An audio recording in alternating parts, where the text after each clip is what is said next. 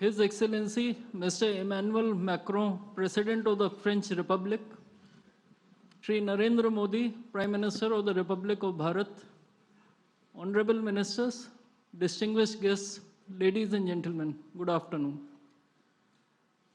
During this visit, the two sides have further strengthened the India-France strategic partnership with more than 20 agreements and outcomes in diverse areas of cooperation, straddling defense, economy, digital transformation, skilling, and health. The year 2026 also marks the India-France Year of Innovation. We will begin the event with the witnessing the virtual inauguration of the H-125 helicopter final assembly line at Vemagal in Karnataka, which has been set up by Tata Advanced Systems in partnership with Airbus. Defense Minister Shri Rajnath Singh and Her Excellency Ms. Catherine Vautrin, the Minister for Armed Forces of France, are present at the venue. We begin with a screening of a short video in this regard.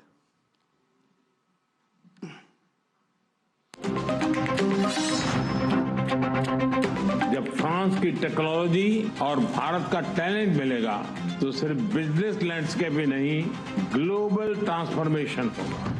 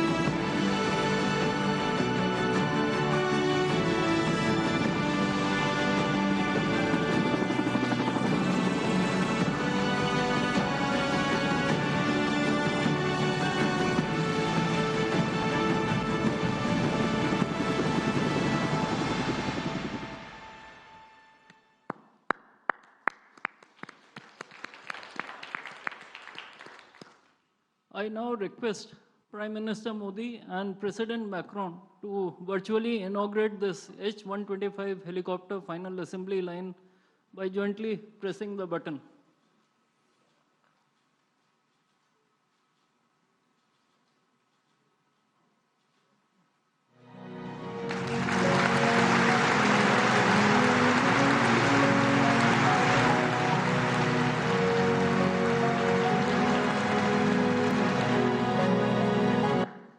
We will now have live visuals from the site in Karnataka.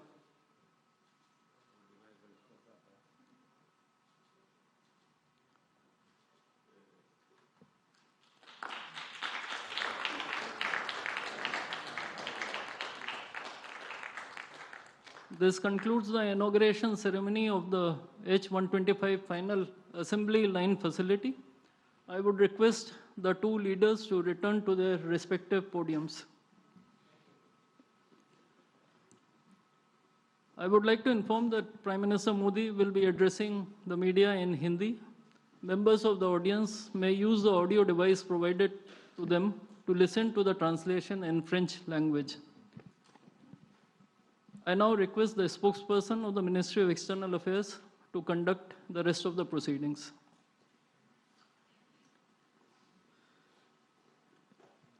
Namaskar, good evening. Your Excellency, Mr. Emmanuel Macron, President of the French Republic, Honorable Prime Minister of India, Shri Narendra Modi, Honorable Ministers, members of both delegations, distinguished guests, and friends from the media. We will now have the press statements. May I request Honorable Prime Minister of India, Shri Narendra Modi, to give his remarks to the media. Your Excellency, my dear friend, president macro, दोनों देशों के delegates, media के साथियों, नमस्कार। bonjour। मेरे प्रिय मित्र president macro का मुंबई में स्वागत करते हुए मुझे बहुत खुशी हो रही है। पिछले वर्ष उन्होंने मुझे फ्रांस में आयोजित एआई एक्शन समिट के लिए बुलाया था। उस समय हमने मार्सेई की यात्रा की, जो फ्रांस का सबसे बड़ा पोर्ट और फ्रांस और पूरे यूरोप का एक प्रमुख गेटवे भी है।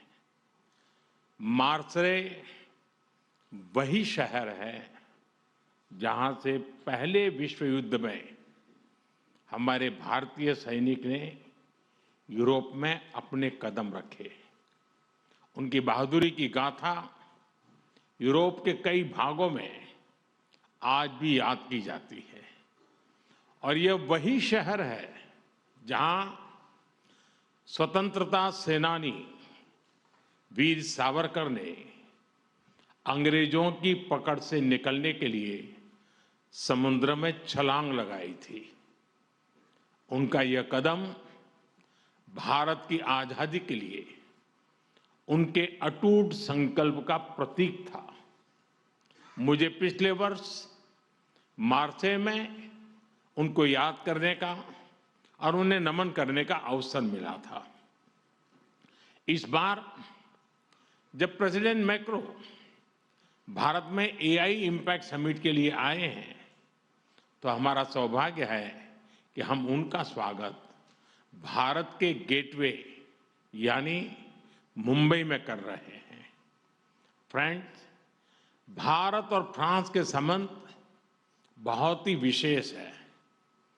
फ्रांस भारत के सबसे पुराने स्ट्रेटेजिक पार्टनर्स में से एक है और प्रेसिडेंट मैक्रो के साथ मिलकर हमने इस स्ट्रेटेजिक पार्टनरशिप को अभूतपूर्व गहराई और ऊर्जा दी है।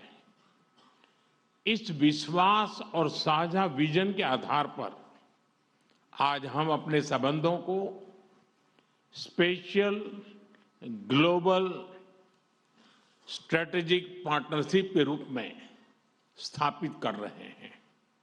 यह पार्टनरशिप केवल स्ट्रेटेजिक नहीं है। आज के उथल-पुथल से भरे युग में यह ग्लोबल स्टेबिलिटी और ग्लोबल प्रोग्रेस की पार्टनरशिप है। फ्रेंड्स, आज भारत में हेलीकॉप्टर असेंबली लाइन का उद्घाटन इस गहरे विश्वास का एक और उज्जवल उदाहरण है। हमें गर्व है कि भारत और फ्रांस मिलकर माउंट एवरेस्ट की ऊंचाइयों तक उड़ान भरने वाला विश्व का एकमात्र हेलीकॉप्टर भारत में बनाएंगे और ये पूरे विश्व को एक्सपोर्ट भी करेंगे। यानी India France partnership knows no boundaries. It can reach from deep oceans to the tallest mountain. Friends, वर्ष 2026 भारत और यूरोप के संबंधों में एक टर्निंग पॉइंट है। कुछ ही दिन पहले हमने यूरोपियन यूनियन के साथ भारत के इतिहास का सबसे बड़ा और महत्वाकांक्षी फ्री ट्रेड एग्रीमेंट किया।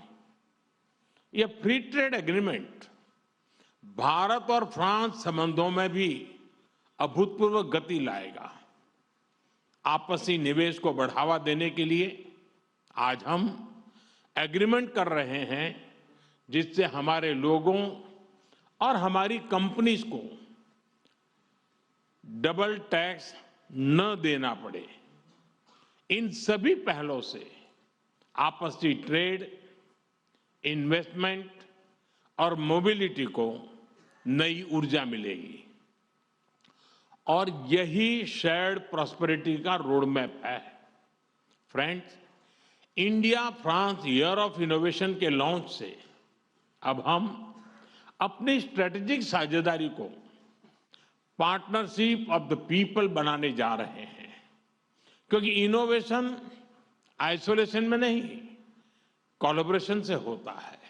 इसलिए India France year of innovation में हमारा लक्ष्य लोगों के बीच संपर्क को मजबूत करने का है। डिफेंस हो या क्लीन एनर्जी, स्पेस हो या इमर्जिंग टेक्नोलॉजीज, हर क्षेत्र में हम अपनी इंडस्ट्री और इनोवेटर्स को कनेक्ट करेंगे। स्टार्टअप्स और एमएसएमईज के बीच मजबूत नेटवर्क बनाएंगे। हमारे स्टूडेंट्स और रिसर्चर्स के आदान प्रदान को और सुगम बनवाएंगे और इसके साथ साथ जॉइंट इनोवेशन के नए सेंटर भी तैयार करेंगे। फ्रेंड्स, आज हम क्रिटिकल मिनरल्स, बायोटेक्नोलॉजी और एडवांस मटेरियल्स में अपना सहयोग और प्रबल कर रहे हैं। हम Indo French centre for AI in health, Indo French centre for digital science and technology और national centre of alliance for skilling in aeronautics launch करने जा रहे हैं। और यह मात्र इंस्टीट्यूशंस नहीं है, ये फ्यूचर बिल्डिंग प्लेटफॉर्म्स है।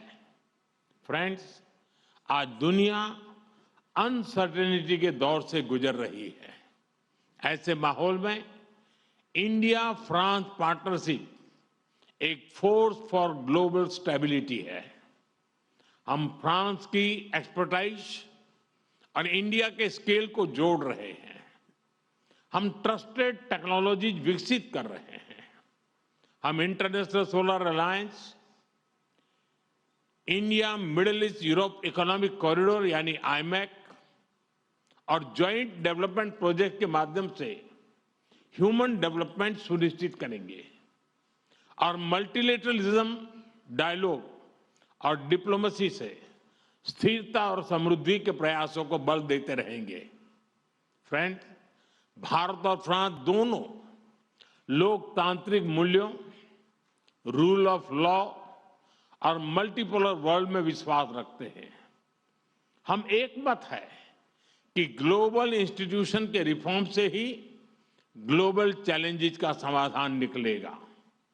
यूक्रेन, पश्चिमी एशिया या फिर इंडो पैसिफिक, हम हर क्षेत्र में शांति के सभी प्रयासों का समर्थन करते रहेंगे।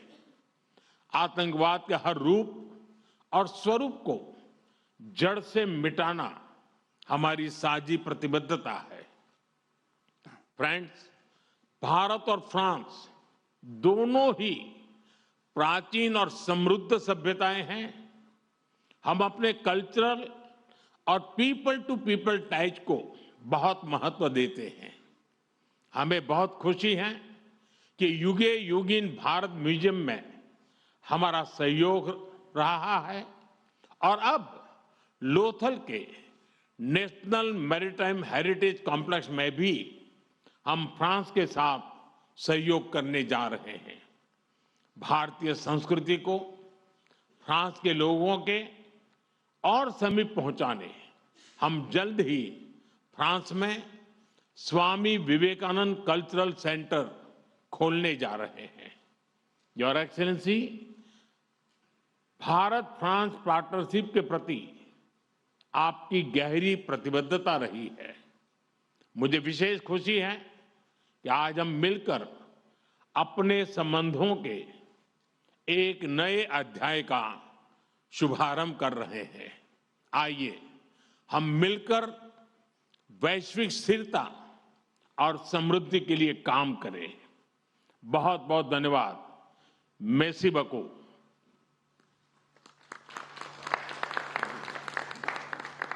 Thank you, sir. May I now request His Excellency, Mr. Emmanuel Macron, President of the French Republic, to give his remarks to the media. Merci beaucoup, Monsieur le Premier ministre. Cher Narendra Modi, Mesdames, Messieurs les ministres, les ambassadeurs, Mesdames et Messieurs les journalistes. Merci beaucoup, Monsieur le Premier ministre, pour votre accueil chaleureux à l'occasion de ma 4e visite officielle en Inde et 1 an après Bharat के मेरे चौथे आधिकारिक दौरे पर आपकी गर्मजोशी भरे स्वागत के लिए l'intelligence artificielle et और ये मैं AI की समिट के लिए और भारत और जो आपने कहा, हम जब आप पिछले साल फ्रांस में आए थे और जब हम मार्सेई गए थे और जो आपने मार्सेई के बारे में बात की, वहाँ पर हमने एक भारतीय काउंसुलेट का भी उद्घाटन किया था। भारत और फ्रांस के बीच के द्विपक्षीय जो संबंध है वो बहुत ही ज़्यादा अभूतपूर्व है और सबसे अलग है। जैसे कि हमारी आज की बातचीत हुई थी और जो हम आगे भी करते रहेंगे आज पूरे दिन में, जो ये रिश्ते हैं, जो ये संबंध हैं, उनमें भरोसा है, खुलापन है, महत्वाकांक्षा है और हमने ये भी आज निर्णय लिया है कि हम इस साझेदारी को एक विशेष स्ट्रेटेजिक साझेदारी में बदलेंगे और इसका एक नया दर्जा देंगे। ये इसमें कोई शक नहीं है क्योंकि हमें पूरी तरह से इस रिश्ते में हम भरोसा रखते हैं और पिछले 8 सालों से हम यही कर रहे हैं और हर एक साल हम अलग अलग चीज़ों पर काम करके हमने एक नए रास्ते, कई नए रास्ते चुने हैं, जैसे कि तीसरा रास्ता जो हिंद प्रशांत क्षेत्र का हो या फिर तकनीक का हो या फिर, और जिसमें हम ऐसा रास्ता है जिसमें कोई भी हेजेमनी ना हो किसी, और हम पूरी तरह से कानून में, रूल ऑफ लॉ में विश्वास करते हैं। और कुछ पिछले सालों में हमने ये दिखाया है, दर्शाया है, चाहे वो आईमेक हो जो जिसको हमने मिलकर हमने जिसका हमने शुरुआत करी थी और जिसके लिए हमने एक सेक्रेटेरिएट भी खोला है। और फिर हम अगर हम आर्टिफिशियल इंटेलिजेंस की बात करें, चाहे हम इंटरनेशनल सोलर अलायंस की बात करें, इन पिछले 8 सालों में हमने कई पहल एक साथ उठाए हैं। और अगर मैं द्विपक्षीय रिश्तों पर फिर से आऊँ तो हमारे जो महत्वाकांक्षी रिश्ते हैं उसके लिए हमने नए उद्देश्य तय किए हैं। हमने अपने SMEs और स्टार्टअप्स के लिए भी नए उद्देश्य रखे हैं। फ्रांस जो है वो चाहता है कि वह भारत का एक विश्वसनीय साझेदार हो ताकि हमारे जो उद्योग हैं वो एक अद्वितीय सहयोग प्रदान कर सके। अगर हाँ, जैसा कि हमने चाहे राफाल हो, चाहे सबमरीन्स हो, चाहे वो ये जो हेलीकॉप्टर्स के लिए जो फाइनल असेंबली लाइन जो टाटा एडवांस्ड कंपनी जो है वो मिलकर फ्रांस के साथ कर रही है, या फिर जो 5th जनरेशन के का जो फाइटर जेट्स हैं उनके लिए जो इंजन्स हैं उनकी नई सोच, उनके लिए ऐसे कई जो क्षेत्र हैं जहाँ पर हम मिलकर भारत के साथ काम कर रहे हैं, जहाँ पर हम टेक्नोलॉजी ट्रांसफर में विश्वास करते हैं। और जैसा कि आपने चाहा है हमने वैसा ही करने का प्रयास किया है। और हम दोनों ही जो है वह जो रणनीतिक स्वायत्ता है उसमें विश्वास करते हैं। आपने रक्षा क्षेत्र की भी बात करी, मैंने भी उसके बारे में कहा, लेकिन कई ऐसे और भी ऐसे और क्षेत्र हैं जिसमें हमारी जो सोच है वो साझा सोच है, चाहे वो अंतरिक्ष का क्षेत्र क्यों ना हो। कई और इस क्षेत्र में कई सालों से हमारा जो रिश्ते हैं वो बेहतरीन हुए हैं, वो आगे बहुत मजबूत हुए हैं। और इसीलिए जुलाई में जो फ्रांस में एक शिखर सम्मेलन का हम आयोजन करने जा रहे हैं अंतरिक्ष क्षेत्र में, उसमें हमने भारत को भी निमंत्रण दिया है। और चाहे वो सिविल न्यूक्लियर का क्षेत्र हो, उसमें भी चाहे जाता पर हो, चाहे SME हो, हमने इन सभी परियोजनाओं में भारत का समर्थन करने का निर्णय लिया है। और हम एक कॉमन रोड मैप के लिए भी हम काम कर रहे हैं ताकि अगर जो वैश्विक जो चुनौतियां उनका सामने करने के लिए, ताकि हम एक रास्ता निकालें विश्व के लिए जो हेजेमनी से काफ़ी अलग हो। अगर एरोनॉटिक का क्षेत्र ये भी एक अहम क्षेत्र है, और जो हम हाई स्पीड रेल नेटवर्क की बात करते हैं वो भी एक क्षेत्र है जिसमें हम एक भरोसेमंद साझेदार के रूप में उभर रहे हैं। अभी जो हाल में ही हमने प्रधानमंत्री जी के साथ जो बातचीत करी है वो काफ़ी महत्वाकांक्षी है और वो नए उद्देश्यों को लेकर साथ आई है, और क्योंकि हम जो चाहते हैं वो हमारे रिश्तों में महत्वाकांक्षा और भी आगे बढ़े। हम चाहते हैं कि बेहतरीन टेक्नोलॉजी ट्रांसफ़र हो और भी ज़्यादा टेक्नोलॉजी ट्रांसफ़र हो, और इसे भारत के प्रधानमंत्री के साथ हम आज जो है वो आज जो हम इनोवेशन ईयर का जो उद्घाटन करने जा रहे हैं, हम चाहते हैं कि हमारे जो निवेशक हों, चाहे वो हमारे स्टार्टअप्स हों, चाहे हमारी कंपनियां हों, वो R&D सेंटर्स हों या और सेंटर्स हों, मिलकर काम करें।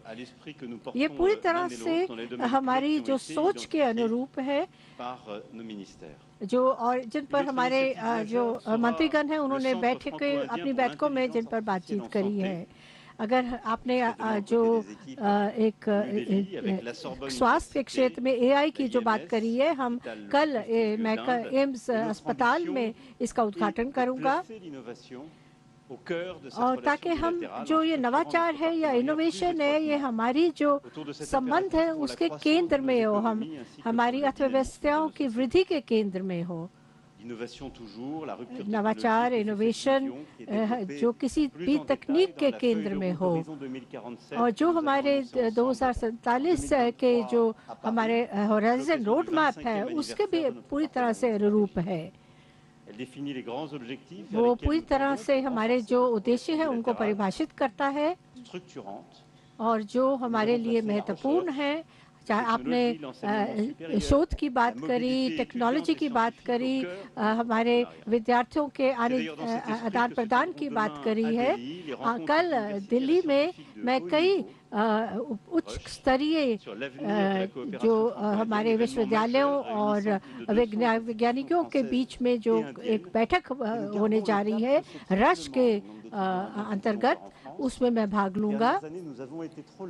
मेरे ख्याल से पिछले कुछ साल में शायद हमारी जो व्यापार है या हमारे जो संबंध है वो बहुत तेज़ी से आगे नहीं बढ़ पाए, लेकिन मुझे लगता है कि धीरे धीरे ये हमारे जो संबंध है बहुत तेज़ी से आगे बढ़ रहे हैं, और हम चाहते हैं, और हमने कई ऐसे क्षेत्रों को हमने जो है उनको हमने आइडेंटिफाई करा है कि उन क्षेत्रों को हमें तेज़ी लानी चाहिए ताकि ये जो संबंध है और भी बेहतरीन और भी आगे जाएं।